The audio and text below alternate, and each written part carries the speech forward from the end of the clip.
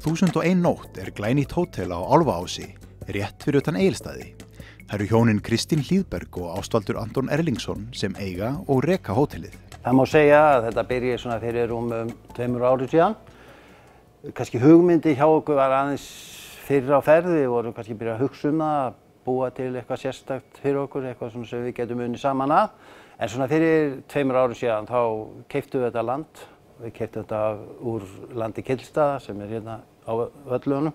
En við vorum búin að undirbúa þetta býsna vel, myndi ég segja, því að við vorum búin að ákveða allt inni og kaupa mikið af því löngu áður en við opnuðum, sko, eiginlega fyrir, tæpa ári síðan. Þá vorum við búin að ákveða allt og svo var þetta eins og jólin rétt áður en við opnuðum að taka upp úr öllum kössunum og það var alveg ótrúlegt hvað við höfðum hugsað þetta fyrirfram, hvað við þyrftum. Fyrsta skóflustungan var tekin í lok ágúst 2017 og veturinn nýttur til þess að byggja. Eins og meðganga barns var hugmyndin að veruleika 9 mánuðum síðar þegar hótelið opnaði formulega þann 1. júní 2018. Hér hafa þau hjón unnið hörðum höndum að því að láta drauminn verða að veruleika.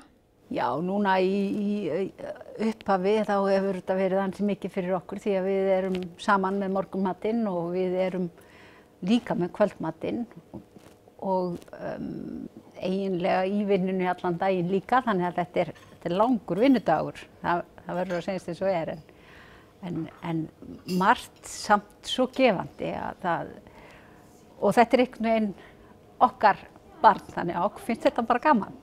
Já. Við störfum saman en auðvitað höfum við svona aðeins skipt hlutverk.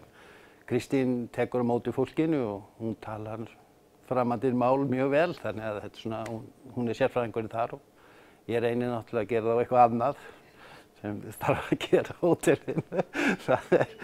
Það bara þannig auðvitað verður að vera þannig að menn hafi kannski sitt starfsvið og við séum alltaf saman í þessu að ég passa ákveðna hluti og hún passa ákveðna hluti. Það bara til þess að verða ekki svona. Ástvaldur kokkurinn, sko. Við getum ekki alltaf verið að vesast á sama hlutnum, sko.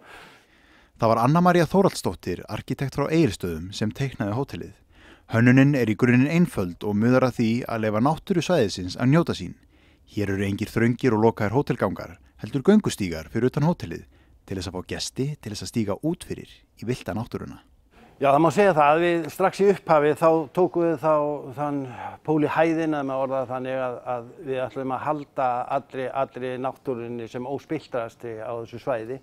Við lögðum veginn hérna út með það í huga, við reyndum að leggja hann inn í landi þannig að það bæri lítið á honum. Við byggðum húsi með það í huga, við neituðum því alveg að það yrði lögði svona stígar eða akbrautir við hliðina á húsinu, heldur létum við byggðum húsið hérna yst, nýst, fyrst og létum kranana og vörubílana að fara bara nota grunninn sem aðflutning og byggðum þetta svo hérna út undir bílastæði þannig að við þurftum aldrei að setjast stór tæki hérna út við hliðina á húsinu. Herbyggin fá hér stóra glugga til þess að beina sjónum út á við, á útsýnið. Hér sér náttúrufegurðin að halda augunum uppteknum og því allar myndir og málverk á veggjum óþörf. Kannski nokkur atriði sem okkur fannst þurfa að fylgja landið, það er náttúrulega landið fallegt, falleg náttúra, okkur fannst nauðsynlegt að vera með, eða mjög mikilvægt minnst að vera með heitt vatn og svona ekki mjög fjarri þjónustu þannig að þetta var mjög ákjósanlegur staður fyrir okkur bara og kannski draumurinn. En það má líka segja að útsýnið hafi síðan bara komið okkur svolítið á óvart hvað það fjölbreytt. Hérna, sami glugginn og sama sjónarhorn aldrei eins. Það ótrúlega skemmtilegt að vera hérna. Við bara erum hérna, við förum ekkert hérna held ég aftur. Ástvaldur segir að staðsetningin hreinlega kalli á rólega og lágstemmda stemmingu. Hingað gestir geta komið sem vilja komast burtu frá ís og þys, borga og bæja.